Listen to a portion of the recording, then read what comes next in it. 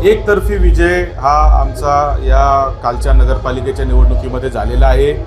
संगमनेर सेवा समितीच्या नावाने एक स्थानिक विकास आघाडी करून आपण ही निवडणूक लढलो आणि प्रचंड असा प्रतिसाद आणि पाठिंबा संगमनेरकरांनी दिला आहे। राज्यात एक नंबरच्या मताधिक्याने 16,600 मताधिक्य नगराध्यक्षाला आमच्या म्हणजे या आकाराच्या नगरपालिकेतलं सगळ्यात जास्त मताधिक्य राज्यात आपल्याला मिळालेलं आहे। याच्यावरूनच लक्षात येतं आणि जवळजवळ 28-29 नगरसेवक 30 पैकी निवडून आलेले आहेत। याच्यातूनच एक गोष्ट लक्षात येते की संगमनेरकरांचं ते आदरणीय बाळासाहेब थोरात असेल आणि आमच्या संपूर्ण परिवारावर अत्यंत चांगलं अशी श्रद्धा आणि प्रेम आहे आणि आम्ही देखील त्यांच्या विश्वासाला तडा जाऊ देणार नाही। इथून मागच्या काळात आम्ही जे संगमनेरसाठी काम केलंय ह्याच्यापेक्षा जास्त जोमाने संगमनेर 2.0 ज्याला आम्ही म्हणतोय ते संगमनेर आता अधिक उंचीवर अधिक वेगाने घेऊन जाण्याचं काम निश्चितपणाने आम्ही करणार आहे। ज्या पद्धतीने विधानसभेमध्ये राजकीय समीकरणे या ठिकाणची बदलली त्यानंतर विरोधकांनी अतिविश्वास या ठिकाणी दाखवला होता की आम्ही मामाचा बंदोबस्त केलाय, भाच्याचा देखील केले, मात्र त्यांना आज काय उत्तर द्याल तुम्ही?